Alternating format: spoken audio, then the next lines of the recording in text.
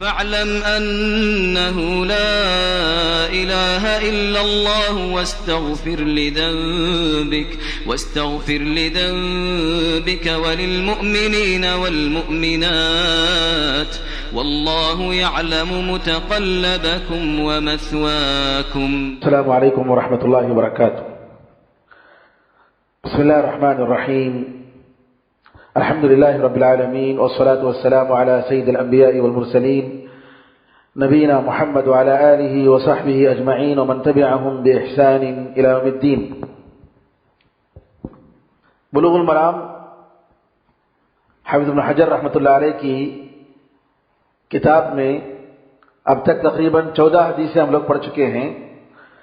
حدیث نمبر 15 عن ام سلمة رضی اللہ عنہا قالت قال رسول الله صلى الله عليه وسلم الذي يشرب في إناء الفضة إنما يجرجر في بطنه نار جهنم متفق عليه.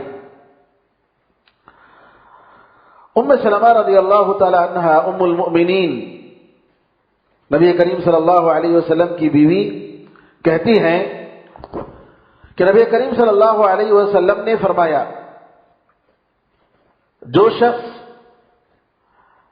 چاندی کے برتن میں پیتا ہے وہ تو اپنے پیٹ میں دوزخ کے آگ کو بھر رہا ہے. دوزخ کی آگ کو گویا وہ پانی نہیں پی رہا ہے بلکہ دوزخ کی آگ کو جو ہے اپنے پیٹ میں ڈال رہا ہے. اس کو امام بخاری اور امام مسلم رحمۃ اللہ علیہ نے روایت کی اپنی دونوں صحیحین میں. یہاں سب سے پہلے ام سلمہ رضی اللہ تعالیٰ عنہ کے بارے میں. ام سلمہ رضی اللہ تعالیٰ عنہ بڑی پاک اور بڑی نیک عورت جن کا نام ہند بنت ابی امیہ، یہ خالد بن الولید رضی اللہ تعالیٰ عنہ کی چچا کی بیٹی ہیں اور اسی طریقے سے ابو جہل کے چچا کی بھی بیٹی ہیں. قبیلہ مخزوم سے ان کا تعلق ہے. جن لوگوں نے شروع میں ہجرت کی بالکل ابتدا میں ان میں سے ان کا شمار ہوتا ہے. ان کے شوہر ابو سلمہ بن عبد الاسد مخزومی تھے، بڑے نیک آدمی تھے اور ان کے انتقال کے بعد ام المؤمنین ام سلمہ رضی اللہ تعالیٰ عنہ کو ابو بکر صدیق رضی اللہ تعالیٰ عنہ منگنی بھیجتے ہیں شادی کرنے کے غرض سے، تو انکار کر دیتی ہیں شادی کرنے سے. ان کے بعد عمر فاروق رضی اللہ تعالیٰ عنہ رشتہ بھیجتے ہیں تو شادی کرنے سے انکار کر دیتی ہیں. پھر رسول اللہ صلی اللہ علیہ وسلم اپنا رشتہ بھیجتے ہیں تو کہتے ہیں مرحبا، لیکن نبی کریم صلی اللہ علیہ وسلم کو بتاؤ کہ میں بڑی غیرت والی عورت ہوں. غیرت کا عورتوں میں جو ہے غیرت ہوتی ہے، وہ دوسری عورت کو برداشت نہیں کرتی. تو انہوں نے کہا کہ ذرا بتا دیجئے نبی کریم صلی اللہ علیہ وسلم کو کہ میں بڑی غیرت والی عورت ہوں اور کہ میرے پاس بچے ہیں اور میرے رشتہ داروں میں کوئی یہاں نہیں ہے. تو نبی کریم صلی اللہ علیہ وسلم نے جواب میں پیغام بھیجا کہ تمہارے پاس جو بچے ہیں میں ان کی کفالت کر لوں گا، دیکھ بھال کرنا میرے ذمہ ہے اور اللہ تعالیٰ جو ہے ان کو بے نیاز کرے گا. اب رہا یہ کہ جو ہے وہ غیرت والی ہیں تو نبی کریم صلی اللہ علیہ وسلم نے فرمایا کہ میں دعا کروں گا اللہ تعالیٰ سے اور سوکنوں میں آپس میں جو غیرت ہوتی ہے اللہ تعالیٰ اس غیرت کو دور کر دے گا. اب رہے تمہارے رشتہ دار نہیں ہیں تو جتنے بھی تمہارے رشتہ دار ہیں وہ سب کے سب جو ہے میری اس منگنی سے وہ تیار ہیں، کسی کو اعتراض نہیں ہوگا. ام سلمہ رضی اللہ تعالیٰ عنہ نبی کریم صلی اللہ علیہ وسلم سے شادی کرتی ہیں. ام سلمہ رضی اللہ تعالیٰ عنہ امہات المؤمنین میں نبی کریم صلی اللہ علیہ وسلم کی بیویوں میں سب سے آخر میں مرنے والی ام المؤمنین ہیں۔ حسین رضی اللہ تعالیٰ عنہ کی شہادت تک وہ زندہ رہے، اور جب ان کو خبر ملتی ہے کہ حسین رضی اللہ تعالیٰ عنہ شہید ہو گئے، ان کو قتل کیا گیا، تو بہت افسوس کرتی ہیں، اور افسوس کا اتنا عالم ہوتا ہے غم کا کہ وہ بے ہوش ہو جاتی ہیں۔ پھر اس کے چند دنوں کے تک وہ زندہ رہتی ہیں، اس کے بعد ان کا انتقال ہو جاتا ہے۔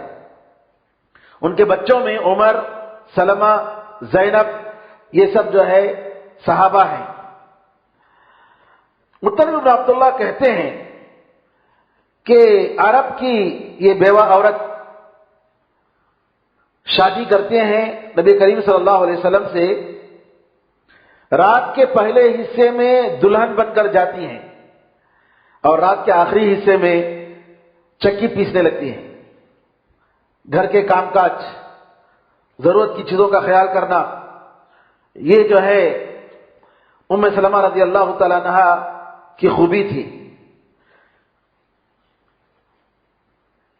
اس حدیث سے ہمیں معلوم ہوتا ہے کہ چاندی کے برتن میں پینا حرام ہے، جیسا کہ اس سے پہلے یہ مسئلہ آ چکا ہے۔ اور جب چاندی کے برتن میں پینا حرام ہے تو بدرجہ اولا سونے کے برتن میں پینا بھی حرام ہے، جائز نہیں ہے۔ اور اس کی ایک بڑی وعید آئی ہے کہ اپنے پیٹ میں جو ہے جو بھی بھرے گا اگرچہ کہ وہ حلال ہوگا، چونکہ برتن حرام ہے اس کی وجہ سے گویا دوزخ میں اس کو عذاب ملے گا۔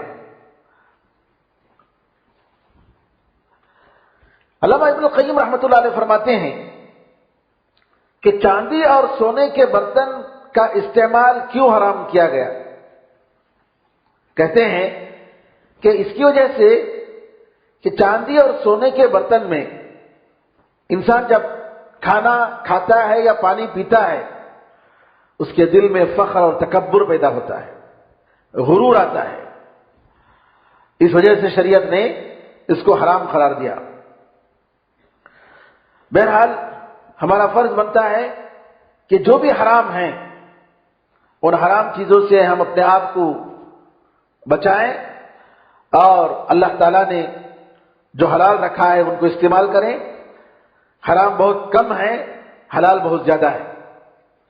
کمانے کے طریقے، کھانے پینے کی چیزوں میں جو چیزیں حرام ہیں وہ بہت ہی کم ہیں، اور جو حلال ہے، حلال کے طریقے، کمانے کے طریقے، کھانے پینے کی چیزیں بہت ہیں حلال۔ تو لہذا انسان کو چاہیے کہ حلال طریقے سے اپنے رزق کا انتظام کرے۔ حدیث نمبر 16، 17، 18 تین حدیثیں ہیں جو چمڑے کے دباغت کرنے کے تعلق سے ہیں۔ چمڑے کو صاف کیا جاتا ہے تو چمڑا جو ہے استعمال کے لائق ہے، استعمال کر سکتے ہیں، اس کے برتن استعمال ہو سکتے ہیں، اس کی تھیلی استعمال ہو سکتی ہے، اس تعلق سے یہ حدیثیں ہیں۔ حدیث نمبر 16 میں عبداللہ بن عباس رضی اللہ عنہما کی روایت ہے کہ نبی کریم صلی اللہ علیہ وسلم نے فرمایا، جب چمڑے کو دباغت دیا جائے تو پاک ہو جاتا ہے۔ چمڑے کو دباغت کا مطلب جیسا کہ میں نے کہا کہ پاک کرنا، صاف کرنا۔ اس کو امام مسلم رحمۃ اللہ علیہ نے روایت کی، ان کا لفظ ہے اذا دبغ الإهاب فقد طهر، جب چمڑا دباغت دی جائے، دباغت کا مطلب یہ اس کو صاف کرنا، پاک کرنا۔ سنن اربعہ میں یہ حدیث موجود ہے، اس کے الفاظ ہیں ایما إهاب دبغ، کسی بھی چمڑے کو اگر دباغت دی جائے، پاک کر دیا جائے تو وہ پاک ہے۔ اس حدیث کے راوی عبداللہ بن عباس رضی اللہ عنہما، اس سے پہلے عبداللہ بن عباس رضی اللہ عنہما کا ذکر آیا ہے لیکن ہم نے ان کی زندگی کے حالات نہیں بتائے، تو یہاں پر ان کی زندگی کے بارے میں بعض اہم باتیں ہم بتاتے ہیں۔ ان کو حبر الامہ کہا جاتا ہے۔ حبر الامہ کا مطلب امت کے عالم، امت کے عالم دین، اور اپنے زمانے کے بڑے فقیہ، تفسیر کے امام، ترجمان القرآن، قرآن کریم کی ترجمہ اور تفسیر کرنے والے، اس کا مطلب بتانے والے، مفسر قرآن، ان کی کنیت ابو العباس، نبی کریم صلی اللہ علیہ وسلم کے چچا کے بیٹے. ہجرت سے پہلے 3 سال قبل جب نبی کریم صلی اللہ علیہ وسلم ابو طالب کی گاٹھی میں، جہاں پر بنو ہاشم اور بنو عبد المطلب کو قریش کے لوگوں نے بیکاٹ کیا تھا، وہاں عبداللہ ابن عباس رضی اللہ عنہما شیب ابی طالب میں پیدا ہوئے، اور تقریباً 30 مہینے نبی کریم صلی اللہ علیہ وسلم کے ساتھ تھے، کیونکہ فتح مکہ کے بعد وہ اپنے والد محترم کے ساتھ مکے سے تشریف لائے، جبکہ عبداللہ ابن عباس پہلے سے مسلمان تھے. بڑے خوبصورت لمبے قد والے، دیکھیں گے تو ہیبت داری ہو جائے، اور عقل میں ماشاءاللہ، سوچ سمجھ میں بڑے کامل اور بڑے تیز. عبداللہ ابن عباس رضی اللہ تعالیٰ عنہما سے اپنے بارے میں کہتے ہیں کہ میں اور میری امی ان لوگوں میں سے تھے جن کو کمزور سمجھا جاتا تھا، ہم ہجرت نہیں کر سکتے تھے. یعنی پہلے سے مسلمان تھے لیکن ہجرت نہیں کر پائے تھے. عبداللہ ابن عباس رضی اللہ تعالیٰ عنہما اپنے بارے میں کہتے ہیں کہ نبی کریم صلی اللہ علیہ وسلم نے میرے سر پر اپنے ہاتھ کو رکھا اور کہا، اور اللہ تعالیٰ سے دعا کی کہ اللہ تعالیٰ ان کو حکمت عطا فرمائے. ایک مرتبہ نبی کریم صلی اللہ علیہ وسلم استنجا کے لیے جاتے ہیں، جا کر واپس آتے ہیں تو دیکھتے ہیں کہ ایک لوٹا ہے، لوٹے میں پانی ہے اور اس پر ڈھاکن رکھا گیا ہے. نبی کریم صلی اللہ علیہ وسلم نے پوچھا کہ کس نے کیا؟ لوگوں نے کہا کہ عبداللہ بن عباس نے. تو نبی کریم صلی اللہ علیہ وسلم نے فرمایا اللہم علمہ تأویل القرآن. خوش ہو کر نبی کریم صلی اللہ علیہ وسلم نے دعا دی کہ اے اللہ ان کو قرآن کریم کا مطلب، اس کی تفسیر ان کو سکھا. عبداللہ بن عباس رضی اللہ عنہما کے بارے میں آتا ہے فجر کے بعد وہ اپنے مسجد میں بیٹھتے، درس میں قرآن کریم کے سیکھنے والے طلبہ آتے، تفسیر قرآن کا درس دیتے بہت دیر تک. پھر وہ جب جاتے تو حدیث کے طلبہ آتے، حدیث کا درس دیتے. پھر وہ لوگ جاتے تو جو ہے فقہ کے مسائل اور احکام معلوم کرنے کے لیے لوگ آتے، ان کا جواب دیتے، درس دیتے. پھر وہ جاتے لغہ اور شعر، عرب کے جو اشعار اس کے پوچھنے والے آتے تو سکھاتے، تعلیم دیتے. پھر جو ہے وہاں سے ختم ہوتے، فارغ ہوتے. عبداللہ بن عباس رضی اللہ تعالیٰ عنہما بچپن سے دین سیکھنے کا شوق. نبی کریم صلی اللہ علیہ وسلم کی جب وفات ہوئی ان کی عمر 10 سال تھی. عبداللہ بن عباس رضی اللہ تعالیٰ عنہما اپنے ایک ساتھی جو انصاری تھے، دوست، ان سے کہتے ہیں چلو ہم نبی کریم صلی اللہ علیہ وسلم سے، نبی کریم صلی اللہ علیہ وسلم کے صحابہ سے دین سیکھیں گے. رسول اللہ صلی اللہ علیہ وسلم کا انتقال ہو گیا ہے لیکن آپ کے صحابہ ہیں، ان سے ہم دین سیکھیں گے کیونکہ یہ صحابہ زیادہ ہیں، ان سے ہم دین سیکھ سکتے ہیں. ساتھی نے کہا عبداللہ بن عباس تم دین سیکھ کر کیا کرو گے؟ صحابہ تو موجود ہیں، لوگ صحابہ سے سیکھیں گے، تمہاری طرف کون آئے گا؟ تمہیں سیکھنے کی ضرورت نہیں ہے. عبداللہ بن عباس کہتے ہیں کہ جب میں نے دیکھا کہ میرا یہ دوست، اس کے اندر شوق نہیں ہے دین سیکھنے کا، علم سیکھنے کا، تو عبداللہ بن عباس رضی اللہ تعالیٰ عنہ تنے تنہا دین سیکھنے کے لیے نکلتے ہیں. علم دین سیکھنے میں اگر کوئی ساتھی ہو جس کا مزاج دینی اور علم سیکھنے کا مزاج ہو تو آدمی کو چاہیے کہ اس کو دوست بنائے. لیکن اگر دیکھتے ہیں کہ جو دوست ہے وہ علم سیکھنے میں رکاوٹ بنے گا، پریشانی کا سبب بنے گا، تو ایسے دوستوں کے ساتھ نہیں لینا چاہیے. عبداللہ بن عباس رضی اللہ عنہما نے اس کی پرواہ نہیں کی، اکیلے نکلے. کہتے ہیں عبداللہ بن عباس رضی اللہ عنہما نبی کریم صلی اللہ علیہ وسلم کی کوئی حدیث کسی صحابی کے بارے میں مجھے پہنچتی کہ فلاں صحابی نے اس حدیث کو بتایا، تو میں کیا کرتا؟ تو میں جاتا ڈائریکٹ ان کے پاس جاتا انڈائریکٹ لینے کے بجائے ڈائریکٹ ان صحابی سے سننے کی کوشش کرتا، جاتا اور جا کر جو ہے دیکھتا کہ جو ہے وہ دوپہر کے وقت قیلولہ کر رہے ہیں، قیلولہ کر رہے ہیں، تو میں جاتا اور ان کے دروازے کے پاس باہر بیٹھ جاتا۔ مدینے کی لو، گرم ہوا میرے چہرے کو مارتی، میں صبر کرتا، اور وہ صحابی عصر کی نماز کے لیے جب گھر سے نکلتے اور دیکھتے کہ میں ان کے چوکھٹ پر بیٹھا ہوا ہوں، کہتے ہیں رسول اللہ صلی اللہ علیہ وسلم کے چچا کے بیٹے، اگر تم بولتے تو میں آ جاتا تمہارے پاس، کچھ بھی اگر پوچھنا ہے تو میں تمہارے پاس آ جاتا، تم کیوں یہاں آئے، کیوں تکلیف اٹھائی؟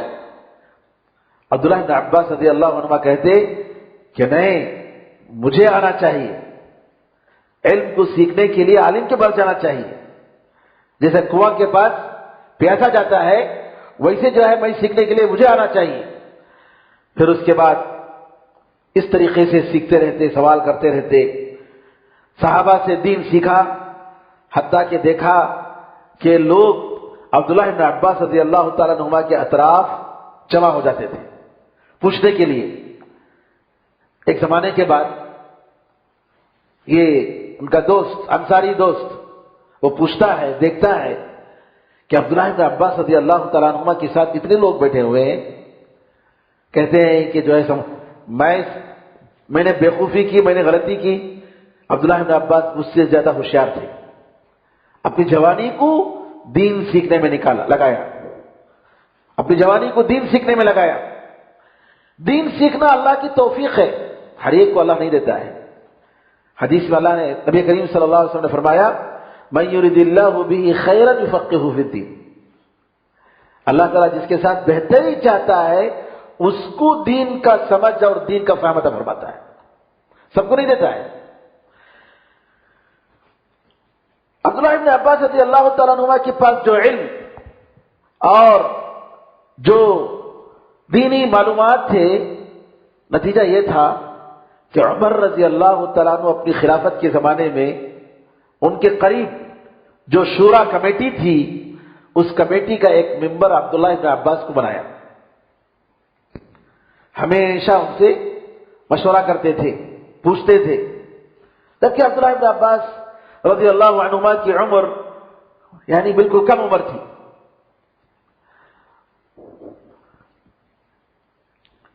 بعض صحابہ نے اعتراض کیا عمر رضی اللہ تعالیٰ عنہ پر، کہا کہ جو ہے عبداللہ بن عباس کی عمر کے نوجوان ہمارے بچے بھی ہیں، ان کے عمر کے، آپ عبداللہ بن عباس کو قریب کر رہے ہیں، اپنے شورا کمیٹی میں آپ نے ان کو رکھا ہے، ہمارے لوگوں کو، ہمارے بچوں کو تم نے نہیں دیا۔ تو عمر رضی اللہ تعالیٰ عنہ ایک مرتبہ کہتے ہیں کہ اچھا چلو میں بتاتا ہوں کہ عبداللہ بن عباس کی شخصیت کیسی ہے، ان کو اللہ تعالیٰ نے کیا نوازا ہے۔ ایک مرتبہ صحابہ جمع تھے، اعتراض کرنے والے، اور عبداللہ بن عباس رضی اللہ عنہ بھی تھے۔ عمر رضی اللہ تعالیٰ عنہ نے ان سے سوال کیا، کہا اذا جاء نصر اللہ والفتح، سورہ نصر کے بارے میں آپ لوگوں کا کیا خیال ہے؟ صحابہ نے کہا کہ اللہ تعالیٰ کہہ رہا ہے کہ جب اللہ تعالیٰ کی مدد آ جائے اور کامیابی ہو جائے، فتح ہو جائے، تو اللہ تعالیٰ کہہ رہا ہے کہ لوگ جب فوج در فوج دین میں آ رہے ہیں، نبی کریم صلی اللہ علیہ وسلم سے کہہ رہا ہے کہ اللہ کی تعریف کرو اور اللہ تعالیٰ سے معافی مانگو۔ کہا یہی ہے، کہا یہی ہے، اس سورہ کا مطلب یہی ہے۔ عمر رضی اللہ تعالیٰ عنہ نے عبداللہ بن عباس سے کہا کہ تم کیا سمجھتے ہو اس سورہ سے، اس سورہ کا کیا مطلب ہے؟ عبداللہ بن عباس رضی اللہ عنہ نے کہا کہ میں سمجھتا ہوں کہ اللہ تعالیٰ نے نبی کریم صلی اللہ علیہ وسلم کو اس سورے میں موت کی قریب ہونے کی خبر دی ہے۔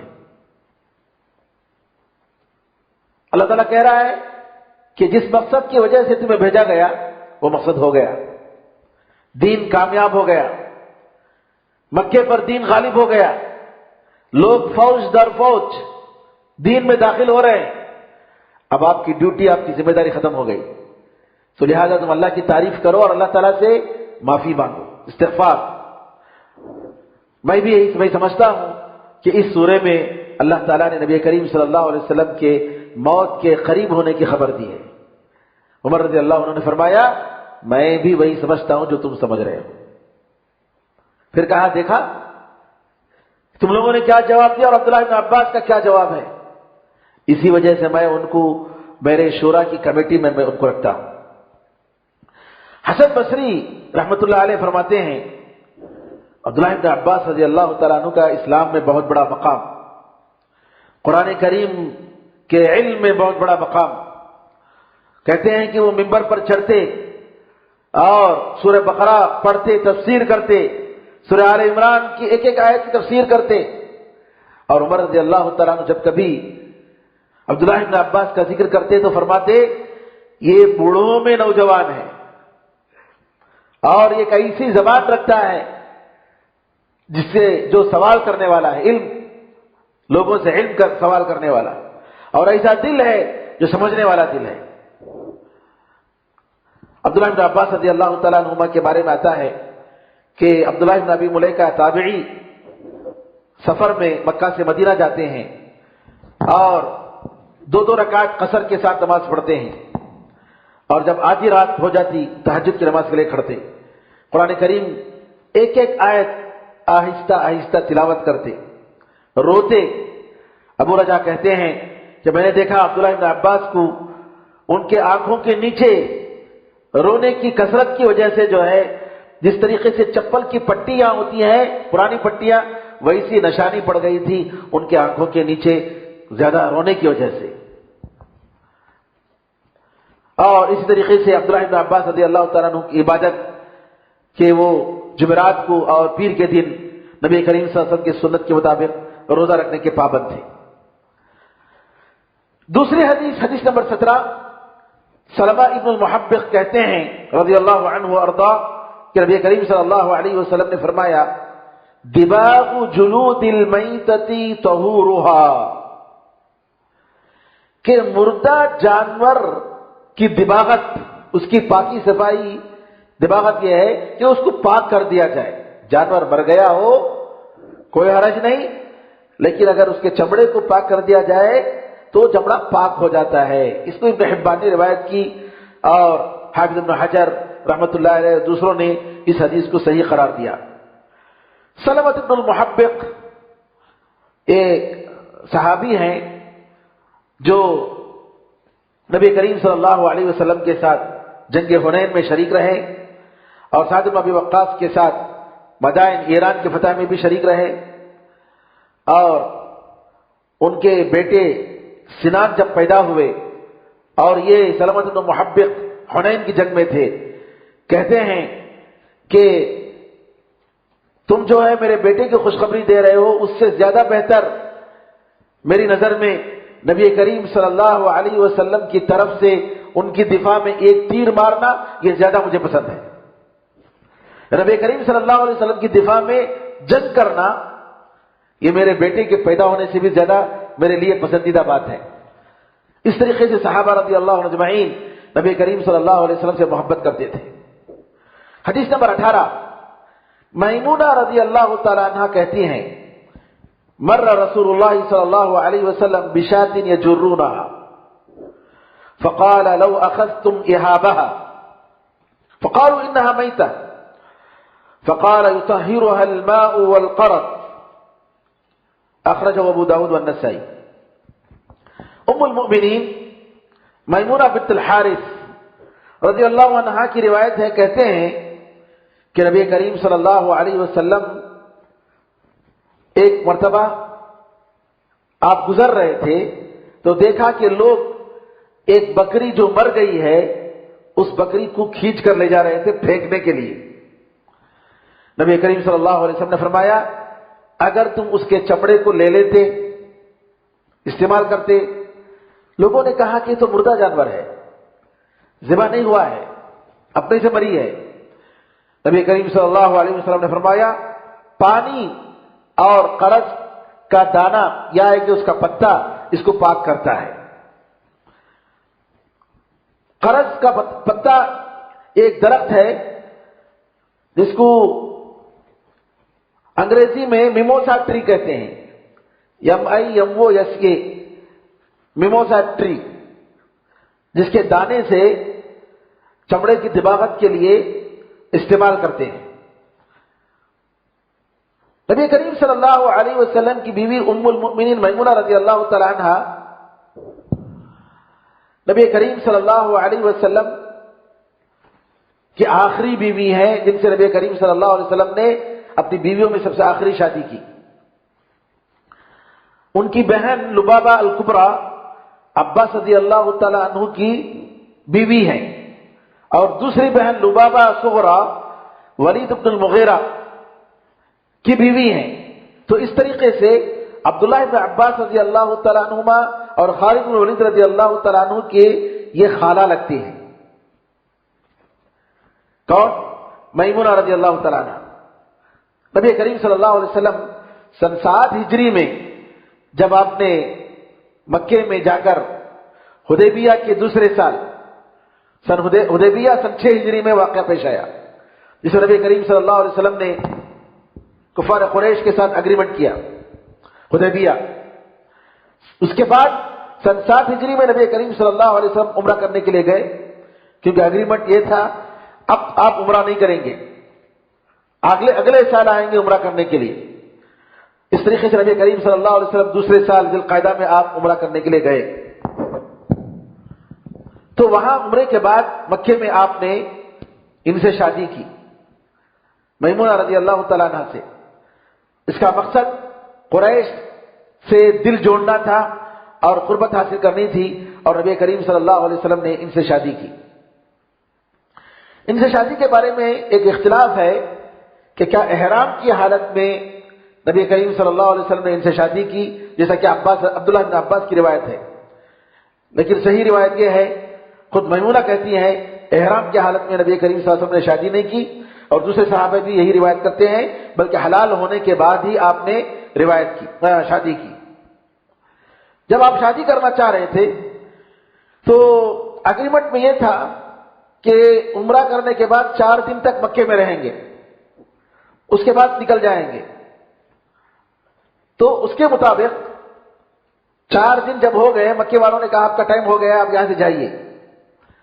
نبی کریم صلی اللہ علیہ وسلم مکے سے نکل گئے، صرف نامی جگہ میں تنعیم کے قریب آپ نے میمونہ رضی اللہ تعالیٰ عنہ سے آپ نے شادی کی۔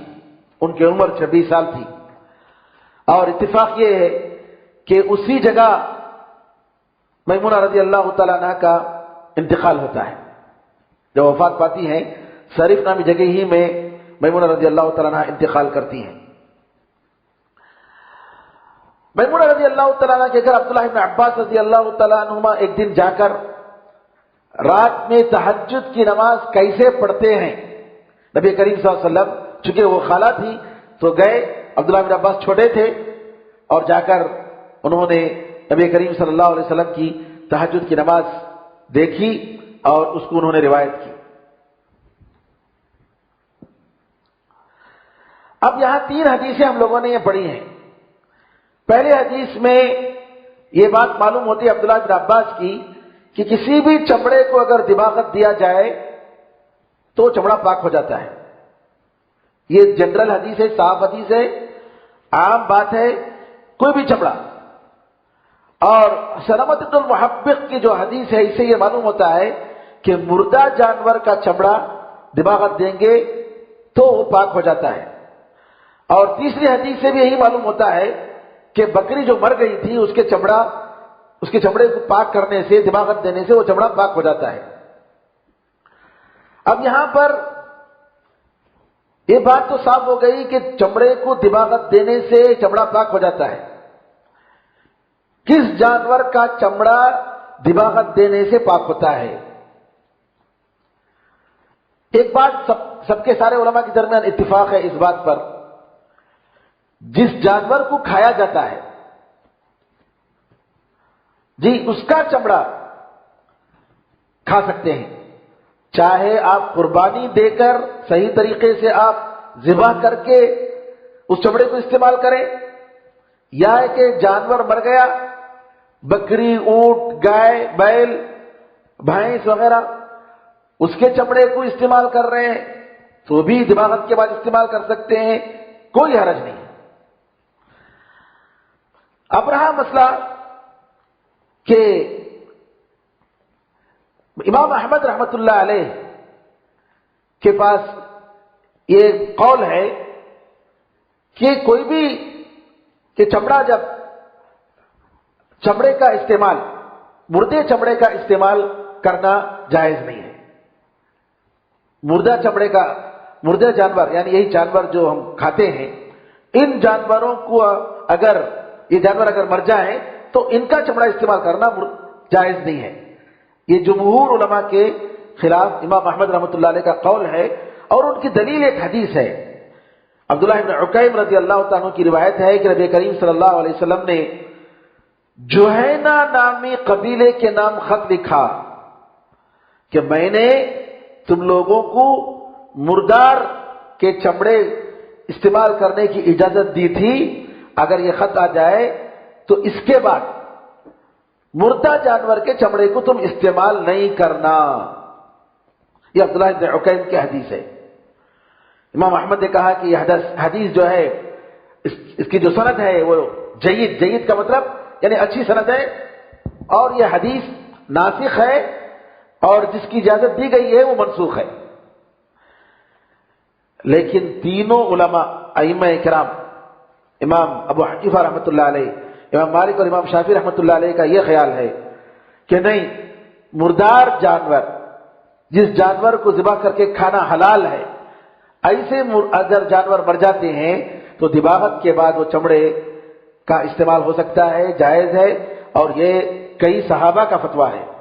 عبداللہ بن عباس، عبداللہ بن مسعود اور تابعین کا فتویٰ ہے، کئی تابعین کا، اور بہت سارے علماء کرام نے بھی، جن میں عبدالرحمن بن سعدی، عبدالعزیز بن باز رحمۃ اللہ علیہ وغیرہ نے بھی اسی فتوے کو لیا ہے کہ جس جانور کا گوشت کھانا حلال ہے وہ اگر مر جائے ذبح کے بغیر تو دباغت دینے سے وہ چمڑا پاک ہو جاتا ہے۔ سبب یہ ہے کہ تقریباً 15 حدیثیں، صحیح حدیثیں اس بات کی دلالت کرتی ہیں کہ چمڑے کو اگر دباغت دیا جائے تو وہ چمڑا پاک ہو جاتا ہے۔ اور علماء نے کہا کہ تقریباً یعنی یہ حدیث متواتر درجے کو پہنچتی ہے، جس کے صحت میں کوئی شک نہیں۔ بعض روایتیں صحیح بخاری میں، صحیح مسلم میں ہے۔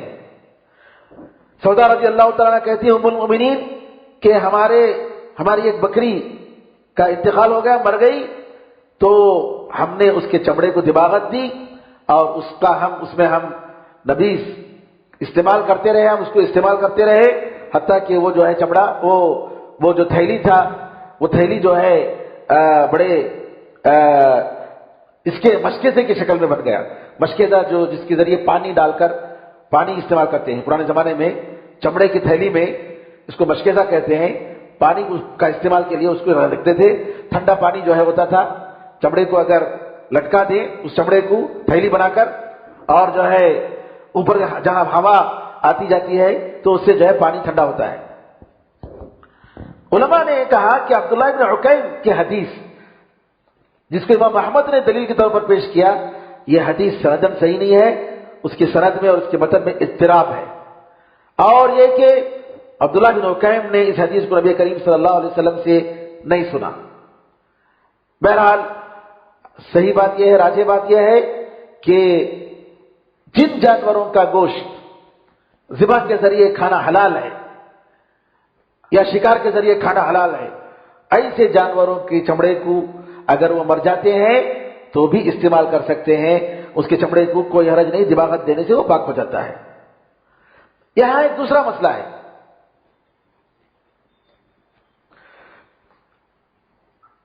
درندے جانور، شیر ہے، چیتا ہے، ایسے جانوروں کے چمڑے کو استعمال کرنا جائز ہے کہ نہیں ہے؟ اس میں بھی علماء کا اختلاف ہے، اور امام شافعی اور امام ابو حنیفہ کے ہاں جو ہے اس کا استعمال جائز ہے، لیکن راجح بات یہ ہے کہ جائز نہیں ہے۔ کیوں؟ اس وجہ سے کہ نبی کریم صلی اللہ علیہ وسلم نے درندے جانوروں کے چمڑے کو اس کا بستر بنانے یا اس کو بچھانے سے یا اس پر سوار ہونے سے نبی کریم صلی اللہ علیہ وسلم نے منع کیا۔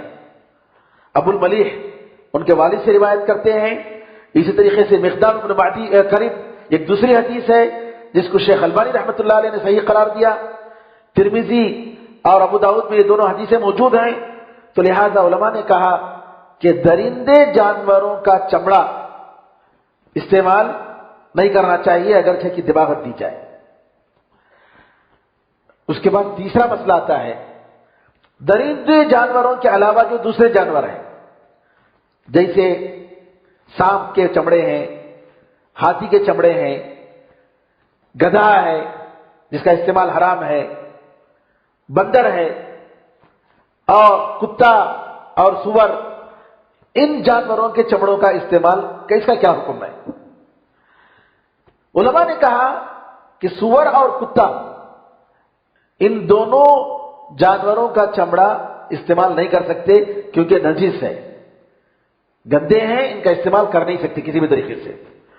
اب رہے بقیہ جانور تو ان کے بارے میں بھی یہی خیال ہے کہ احتیاط کے طور پر ان جانوروں کے چمڑے کو استعمال نہ کرنا ہی بہتر ہے، احتیاط کے طور پر، کیونکہ حدیث میں آتا ہے دع ما یریبک الی ما لا یریبک، یعنی جس میں ڈاؤٹ ہے، شک اور شبہ ہے، ایسی چیز کو چھوڑ دو اور ایسی چیز کی طرف چلے جاؤ جہاں پر شک نہیں اور شبہ نہیں ہے۔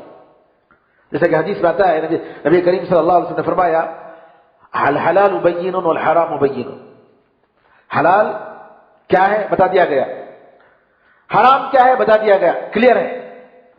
وبینہما امور مشتبہات، حلال اور حرام کے بیچ میں کچھ چیزیں ہیں جو ڈاؤٹ فل ہیں، انسان اس کے بارے میں شک کرتا ہے، یقین کے ساتھ بول نہیں سکتا کہ حلال ہے کہ حرام ہے۔ جی نبی کریم صلی اللہ علیہ وسلم نے فرمایا فمن اتقى الشبہات فقد استبرأ لدینہ وعرضہ، اگر کوئی انسان ڈاؤٹ فل چیزوں کو چھوڑ دیتا ہے، ان سے اپنے آپ کو بچاتا ہے، تو وہ انسان اپنے دین کو بھی بچا لیا، اپنی عزت کو بھی بچا لیا۔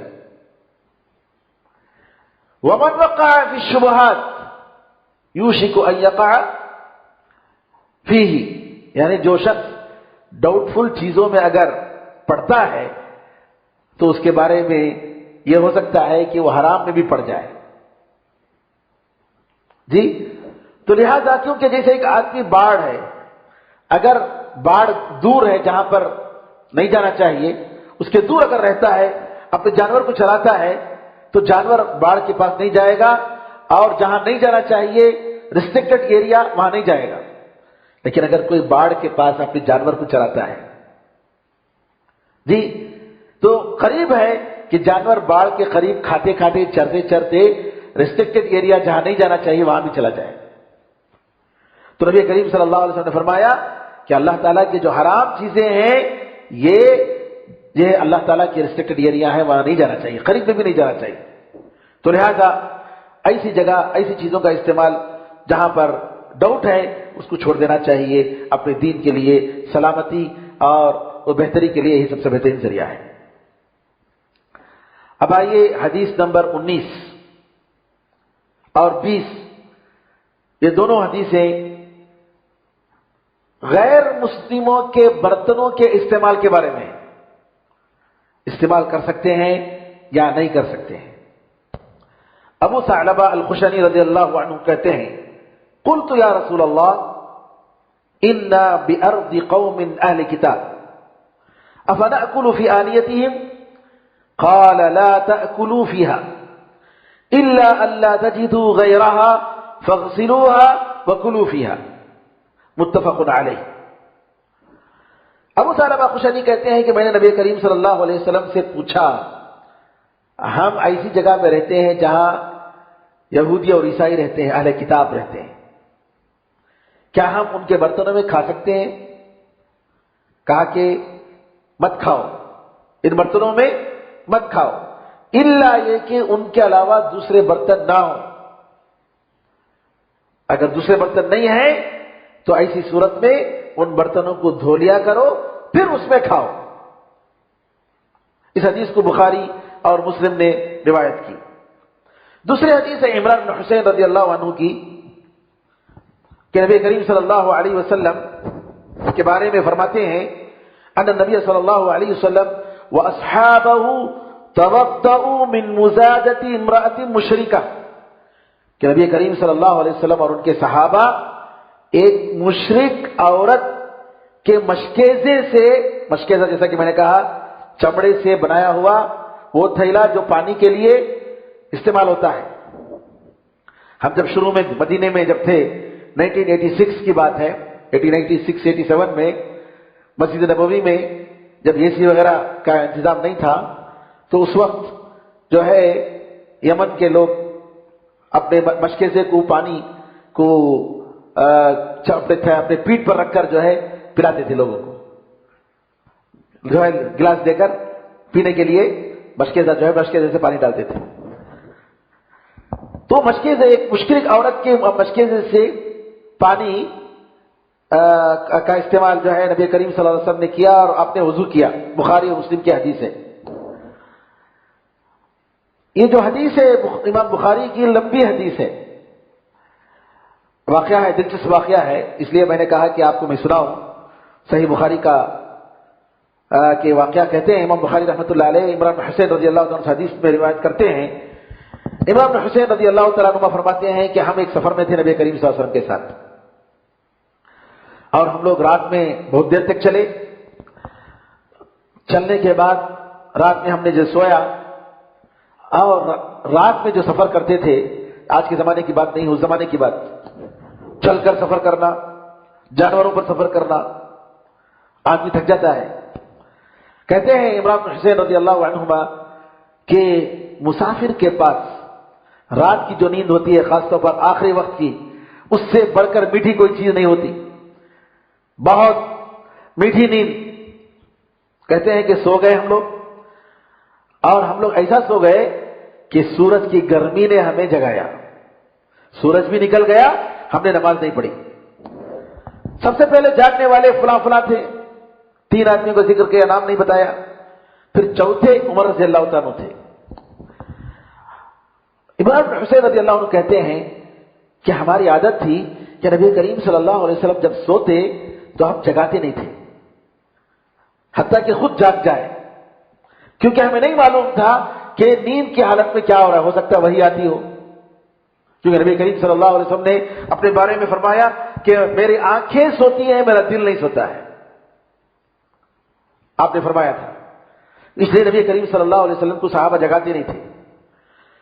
عمر رضی اللہ عنہ جب جاگا اور دیکھا کہ لوگ جاگ رہے ہیں اور نبی کریم صلی اللہ علیہ وسلم ابھی نیند میں ہیں، اور وہ بڑے ہمت والے آدمی تھے، زور زور سے اللہ اکبر اللہ اکبر بلند آواز سے تکبیر پڑھنے لگے، اپنے آواز کو بلند کرتے رہے حتیٰ کہ نبی کریم صلی اللہ علیہ وسلم عمر رضی اللہ تعالیٰ عنہ کی آواز سے جاگ گئے۔ جب آپ نے جاگا تو لوگوں نے کہا کہ جو ہے نیند لگ گئی اللہ کے رسول، اور فجر کی نماز چھوٹ گئی، سورج نکل گیا۔ نبی کریم صلی اللہ علیہ وسلم نے کہا کہ کوئی پرابلم نہیں، کوئی مسئلہ نہیں، سفر کرو یہاں سے، نکلو یہاں سے۔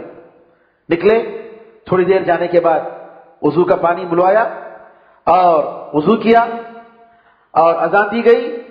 نبی کریم صلی اللہ علیہ وسلم نے صحابہ کے ساتھ نماز پڑھائی، اور جب نماز سے فارغ ہوئے دیکھا کہ ایک آدمی جو ہے الگ لوگوں سے الگ، جماعت سے الگ بیٹھا ہوا ہے، نماز نہیں پڑھا ہے۔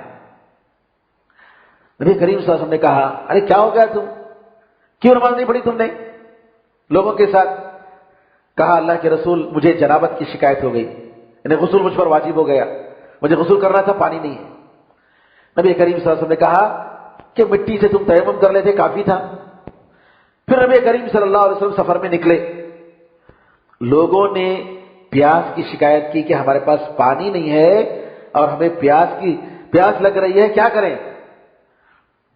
نبی کریم صلی اللہ علیہ وسلم نے ایک جگہ پڑاؤ کیا اور کہا 2 آدمیوں سے، اس میں سے ایک علی رضی اللہ عنہ تھے، کہا جاؤ اور جا کر کہیں سے پانی لے کر آؤ۔ دونوں صحابی گئے تلاش کرتے ہوئے، پانی تلاش کرتے ہوئے۔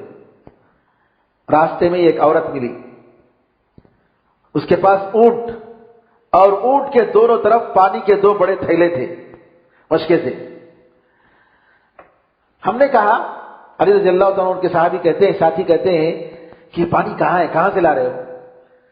کہا کہ یہ پانی میں کل اس وقت لے کر نکلی ہوں، 1 دن کی مسافت کے دور میں یہ پانی ہے، 1 دن چلنا پڑے گا، اور ہمارے لوگ پیچھے ہیں، ہمارا انتظار کر رہے ہیں، پانی کے لیے میں آئی تھی۔ دونوں صحابہ نے کہا کہ چلو۔ کہا، اس عورت نے کہا کہاں چلنا ہے؟ کہا نبی کریم صلی اللہ علیہ وسلم کے پاس چلنا ہے، رسول اللہ کے پاس۔ عورت نے کہا وہ جو جس کو لوگ صابی کہتے ہیں، صابی کا مطلب جو بے دین، اپنے دین کو چھوڑ دیتا ہے۔ یہ عورت مشرکہ عورت تھی، غیر مسلم تھی، تو کہا کہ وہی جس کو لوگ بے دین کہتے ہیں وہ کیا؟ نبی کریم صلی اللہ علیہ وسلم رسول اللہ نہیں کہا، کہا کہ ہاں وہی ہے جس کو تم کہہ رہے ہو۔ لے گئے نبی کریم صلی اللہ علیہ وسلم کے پاس اور واقعہ بتایا، تو اس کو اونٹ سے اتارا، اور اس کے بعد نبی کریم صلی اللہ علیہ وسلم نے برتن منگوایا، اور برتن منگوا کر پانی کے دونوں مشکیزوں کے منہ کو کھول دیا، اور پانی جو ہے جس کو پینا تھا پیے، اور جس کو لینا تھا پانی کو جو ہے جمع کرنا تھا جمع کر لیے، اپنے برتنوں میں بھر لیے، اور جو آدمی جس پر غسل واجب تھا اس کو غسل کرنے کے لیے دیا، اور کہا کہ جو ہے اپنے سر پر ڈال لو۔ اور یہ عورت دیکھ رہی ہے کہ کیا ہو رہا ہے۔ کہتے ہیں عمران بن حسین رضی اللہ تعالیٰ عنہ، اللہ کی قسم سارے لوگوں نے پانی کا استعمال کیا، اور پانی ایسا لگ رہا تھا کہ ذرا بھی کم نہیں ہوا، بلکہ جتنا تھا اس سے زیادہ ہو گیا۔ نبی کریم صلی اللہ علیہ وسلم نے اس کے بعد صحابہ سے کہا اس کے لیے تمہارے پاس جو توشہ ہے جمع کرو۔ تو صحابہ نے کھجور، اجوا کھجور، آٹا، ستو جو بھی تھا سب کو جمع کر کے کپڑے میں باندھ کر اس کی اونٹ پر جو ہے لگا دیا، اور اس کے بعد کہا دیکھو، نبی کریم صلی اللہ علیہ وسلم نے فرمایا دیکھو تمہارے پانی میں سے ہم نے کچھ بھی کم نہیں کیا ہے، اللہ تعالیٰ نے ہمیں پانی پلایا ہے۔ یہ کہہ کر اس کو جو ہے بھیج دیا۔ اس کے بعد یہ عورت جاتی ہے اپنے گھر والوں کے پاس، اور آنے جانے میں جو دیر ہوئی تو کہتی ہے کہ لوگ گھر والے سوال کرے کیا ہو گیا تمہیں، اتنی دیر سے کیوں آئے؟ اس عورت نے کہا بڑی تعجب کی بات میں نے دیکھی، ایسا عجوبہ میں نے کبھی نہیں دیکھا۔ 2 آدمی میرے پاس آئے اور مجھے لے گئے، یہ جو بے دین ہے اس کے پاس لے گئے اور ایسا کیا۔ پھر وہ عورت کہتی ہے اللہ کی قسم لوگوں میں اس سے بڑھ کر جادوگر کوئی نہیں ہے، اس سے بڑھ کر جادوگر میں نے کہیں نہیں دیکھا۔ کہا کہ یہ دونوں پہاڑوں کے درمیان کسی ایسے جادوگر کو میں نے نہیں دیکھا۔ پھر اس کے بعد کہا یا تو یہ جادوگر ہے یا واقعی اللہ کے رسول ہے، دونوں میں سے ایک۔ اس کے بعد عمران بن حسین رضی اللہ تعالیٰ کہتے ہیں کہ مسلمان اس کی بستی کے آس پاس کے گھروں میں بستی پر حملہ کرتے تھے، لیکن اس بستی پر حملہ نہیں کرتے تھے، کیونکہ یہ عورت کا پانی استعمال کیے تھے۔ اس کے احسان کو یاد کرتے ہوئے صحابہ جو ہے آس پاس کے علاقے پہ حملہ کرتے تھے، لیکن اس کی بستی پر حملہ نہیں کرتے تھے۔ ایک دن اس عورت نے کہا دیکھو میں سمجھتی ہوں کہ یہ لوگ جو ہے جان بوجھ کر تمہیں چھوڑ رہے ہیں، جان بوجھ کر تمہیں چھوڑ رہے ہیں، کیونکہ ہم نے پانی پلایا تھا اس وجہ سے تم پر حملہ نہیں کر رہے ہیں، تم لوگ اسلام قبول کر لو یہ تمہارے لیے بہتر ہوگا۔ تو پوری بستی جو ہے پورا قبیلہ مسلمان ہو جاتا ہے۔ تو یہ واقعہ جس کو مختصر طور پر ابن حجر رحمۃ اللہ علیہ نے اس حدیث میں یا اس حدیث میں ذکر فرمایا کہ نبی کریم صلی اللہ علیہ وسلم اور صحابہ رضی اللہ اجمعین نے ایک کافر، ایک مشرک کے مشکیزہ جو ان کا برتن تھا اس کے پانی سے وضو کیا۔ اب آئیے پہلی حدیث ابو ثعلبہ الخشنی رضی اللہ تعالیٰ عنہ ان کے زندگی کے بارے میں کہ نبی کریم صلی اللہ علیہ وسلم کے زمانے میں ابو ثعلبہ کہتے ہیں اللہ کے رسول سیریا میں فلاں فلاں جگہ ہے، وہ میرے نام سے لکھ دیجئے۔ سیریا کب فتح ہوا؟ عمر رضی اللہ عنہ کے زمانے میں۔ نبی کریم صلی اللہ علیہ وسلم کی باتوں پر اتنا یقین تھا، جنگ خندق کے موقع پر نبی کریم صلی اللہ علیہ وسلم جب کبھی صحابہ رضی اللہ عنہ اجمعین جب کھودتے تھے زمین، تو جو ہے بیچ میں اگر چٹان آ جاتا تو صحابہ نبی کریم صلی اللہ علیہ وسلم بلاتے، اللہ کے رسول توڑنا مشکل ہے، آئیے آپ۔ نبی کریم صلی اللہ علیہ وسلم ایک کلاڑی سے مارتے، پاش پاش ہو جاتا۔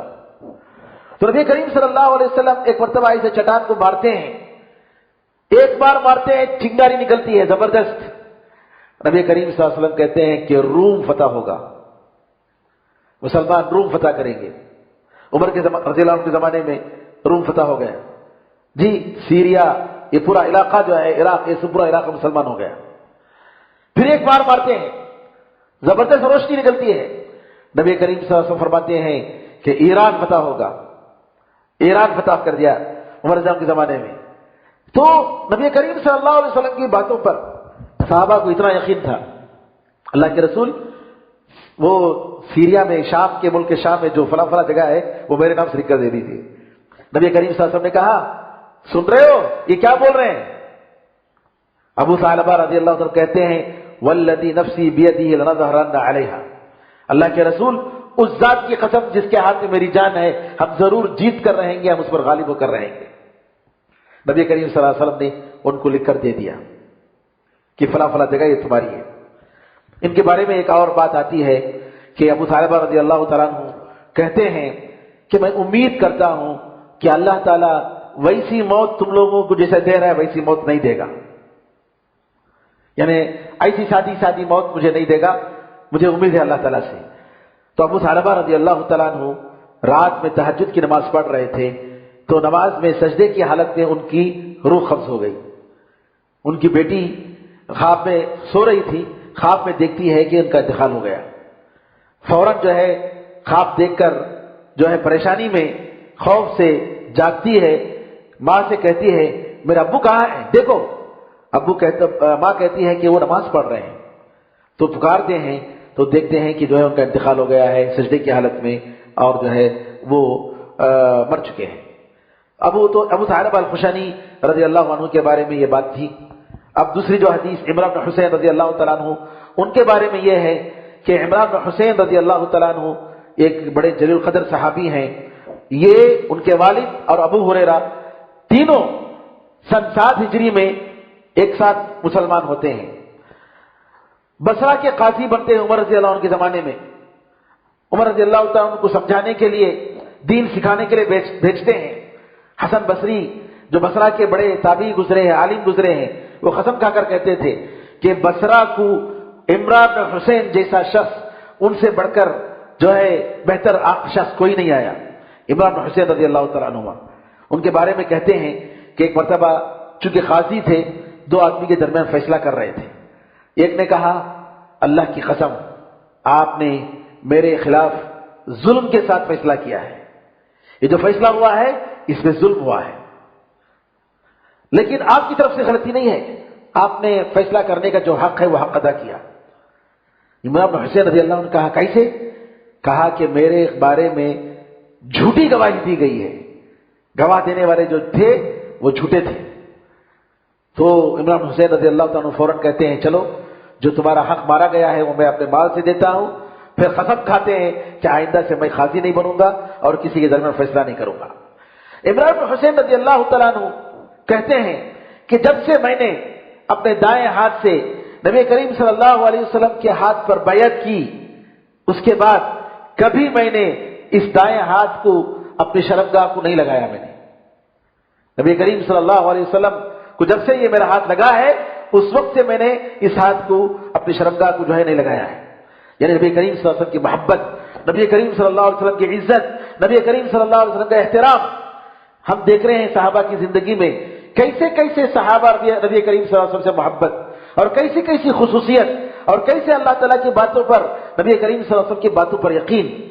جی صحابہ کی زندگی پڑھنا چاہیے، صحابہ کے حالات کو اپنے بچوں کو بتانا چاہیے، تاکہ ہمارے دلوں میں صحابہ کی محبت پیدا ہو، ورنہ آج صحابہ کے خلاف جو حملہ ہو رہا ہے، صحابہ کے خلاف جو پروپیگنڈا کیا جا رہا ہے، صحابہ کے ایمان کو جس طریقے سے نعوذ باللہ جی اپنے ایمان سے بھی نیچا بتایا جاتا ہے، نعوذ باللہ، اللہ تعالیٰ بچائے ہمیں اور ہمارے مسلمانوں کو ایسے لوگوں سے، ایسے شر پسند اور بدعتی لوگوں سے۔ توحید کا نام لیتے ہیں، قرآن و حدیث کا نام لیتے ہیں، جبکہ یہ لوگ بدعتی ہیں۔ کیوں؟ صحابہ رضی اللہ اجمعین کے ایمان کو، ان کے اسلام کو اپنے اسلام سے کمتر سمجھتے ہیں، اور یہ سمجھتے ہیں کہ قرآن اور حدیث کو ہم سے بڑھ کر کسی نے نہیں سمجھا ہے، نعوذ باللہ 1400 سال کے عرصے میں۔ عمران بن حسین رضی اللہ تعالیٰ عنہ کے بارے میں ابن سیرین رحمۃ اللہ علیہ فرماتے ہیں کہ عمران بن حسین رضی اللہ تعالیٰ عنہ کو 30 سال سے پیٹ کی شکایت تھی، 30 سال سے پیٹ کی شکایت، اسہال کی شکایت تھی، اور علاج کر کر کے مایوس جب ہو گئے، لوگوں نے مشورہ دیا کہ آپ جو ہے داغ لگائیں، داغ۔ عرب میں مشہور علاج ہے آخر العلاج الکی، آخری علاج یہ ہے کہ داغ لگایا جائے، داغ لگاتے ہیں، اور آج بھی افریقہ میں اور عرب کے بعض علاقوں میں آخری علاج جو ہے داغ لگانے کو جی سمجھا جاتا ہے۔ تو عمران حسین رضی اللہ تعالیٰ انکار کر رہے تھے کہ نہیں میں نہیں لگاؤں گا، لیکن بعد میں ایک مرتبہ انہوں نے داغ لگایا تو کہتے ہیں کہ میں داغ لگانے سے پہلے فرشتے مجھ پر سلام کرتے تھے، فرشتے مجھ پر سلام کرتے تھے، اور جب میں نے داغ لگایا تو جو ہے فرشتوں کا سلام رک گیا۔ پھر اس کے بعد جب انہوں نے داغ لگانا چھوڑ دیا تو دوبارہ جو ہے فرشتے سلام کرنے لگے۔ یہ صحابہ کی کرامتوں میں سے ایک کرامت ہے۔ اس کے بعد چند دنوں میں عمران بن حسین رضی اللہ تعالیٰ عنہ کا انتقال ہو جاتا ہے۔ عمران بن حسین رضی اللہ تعالیٰ عنہ یہ ان صحابہ میں سے تھے جو جنگ صفین میں نہ علی رضی اللہ تعالیٰ عنہ کے ساتھ تھے، نہ معاویہ رضی اللہ عنہ کے ساتھ تھے، دونوں طرف نہیں تھے۔ کہا کہ ہم ایک صحابی ایک مسلمان کے خلاف تلوار کو استعمال نہیں کریں گے، نہیں لڑیں گے، تو دونوں کے خلاف نہیں تھے۔ اب دونوں حدیثوں سے یہ معلوم ہوتا ہے کہ چمڑا اگر دباغت دیا گیا ہے، اس کو پاک کیا گیا ہے، اگرچہ کہ جی مشرک کا ہو، غیر مسلم کا ہو، کوئی حرج نہیں، اس چمڑے کے برتن سے پانی کا یا کھانے کا کسی کا استعمال کر سکتے ہیں، کوئی حرج نہیں۔ اور اسی طریقے سے ایسے برتن، غیر مسلموں کے برتن جو پاک ہیں اور پاک چیزوں سے بنتے ہیں، شریعت کی نظر میں حرام نہیں ہے، جیسے سونا چاندی یا نعوذ باللہ حرام جانوروں کے جو ہے ان کی چمڑوں سے نہیں بنائے گئے برتن، تو ایسے برتنوں کا استعمال جو ہے کر سکتے ہیں، اس میں کوئی حرج نہیں، اس میں کوئی حرج نہیں ہے۔ اللہ تعالیٰ سے دعا ہے کہ اللہ تعالیٰ ہم سب کو دین حق کو پہچاننے اور اس پر عمل کرنے اور اس کی طرف دعوت دینے کی توفیق عطا فرمائے، آمین ارحم الراحمین، والحمد للہ رب العالمین، وصلی اللہ وسلم علی نبینا محمد وعلی آلہ وصحبہ اجمعین، والحمد للہ رب العالمین۔ اس طریقے سے آج ہم لوگوں نے جی تقریباً حدیث نمبر 16 سے لے کر حدیث نمبر 19 تک، 16، 17، 18، 19 ہم لوگوں نے 4 حدیثیں جو ہیں پڑھی ہیں، اور انشاءاللہ کل کے درس میں، اگلے درس میں حدیث نمبر 20 آئے گی، جس میں نجاست پاک کرنے کے تعلق سے بعض روایتیں ہیں، انشاءاللہ ہم پڑھیں گے۔ واللہ اعلم، وصلی اللہ وسلم علی نبینا محمد وعلی آلہ وصحبہ وسلم، والسلام علیکم ورحمۃ اللہ وبرکاتہ۔